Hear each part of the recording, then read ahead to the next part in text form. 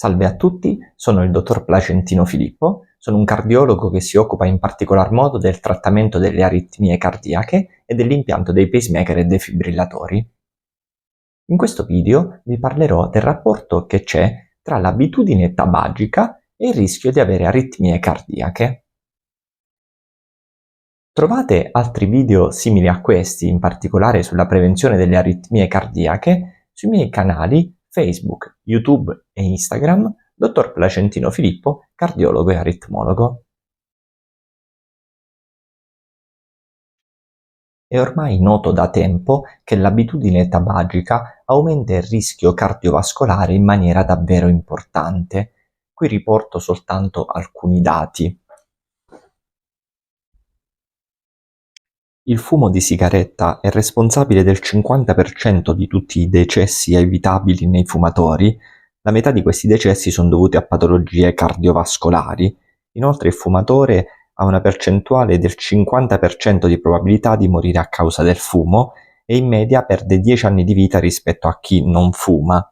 Ancora il rischio di malattie cardiovascolari al di sotto dei 50 anni aumenta il rischio di 5 volte rispetto a chi non fuma. Il fumo prolungato è più pericoloso per le donne rispetto agli uomini e in tutto il mondo, dopo l'ipertensione arteriosa, il fumo è il principale fattore di rischio cardiovascolare, soprattutto per disabilità. Anche il fumo passivo purtroppo aumenta il rischio di malattie cardiovascolari. Ma venendo al campo più specifico delle aritmie, vediamo che purtroppo il fumo di sigaretta aumenta anche il rischio di sviluppo della fibrillazione atriale e anche delle forme più gravi degli effetti collaterali di questa fibrillazione atriale, delle complicanze e soprattutto dell'ictus o del decesso.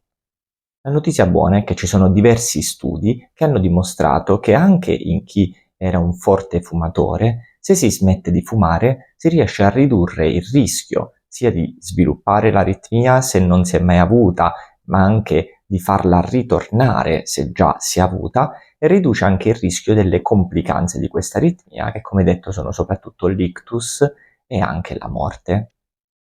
Inoltre si è visto che nelle persone che vengono sottoposte all'ablazione della fibrillazione atriale, chi fuma ha un rischio maggiore di avere delle recidive aritmiche anche dopo l'ablazione e smettere di fumare aiuta a ridurre il rischio di avere queste aritmie.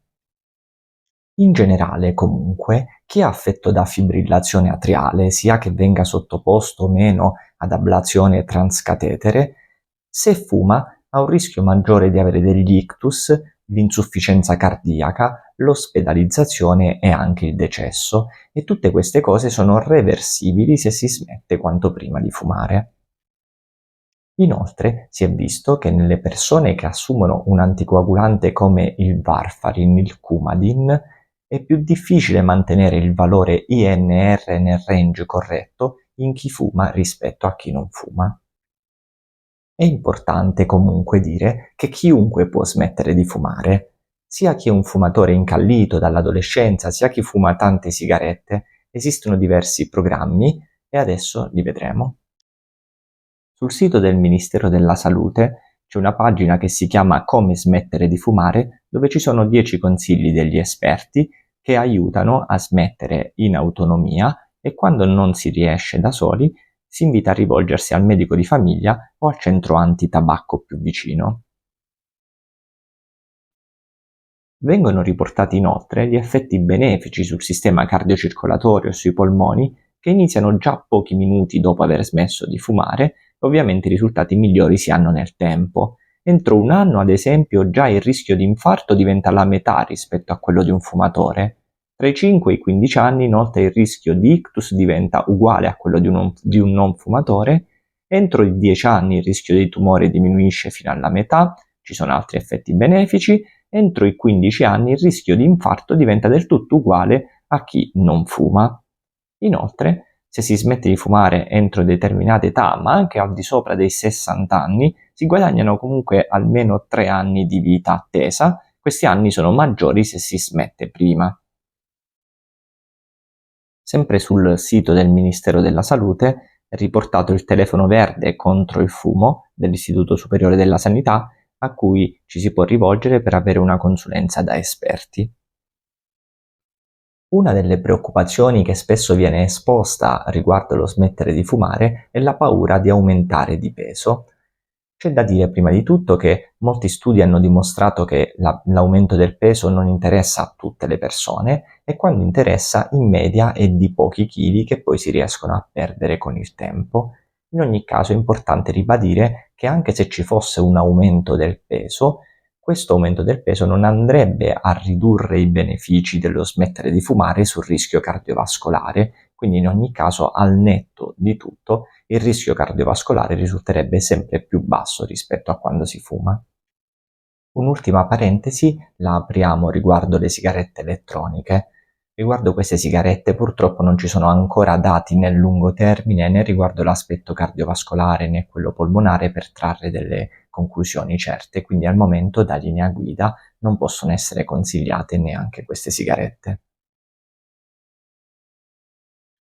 Ricapitolando, in questo video abbiamo visto gli effetti del fumo di sigaretta sul sistema cardiovascolare e in particolare riguardo le aritmie e la fibrillazione atriale.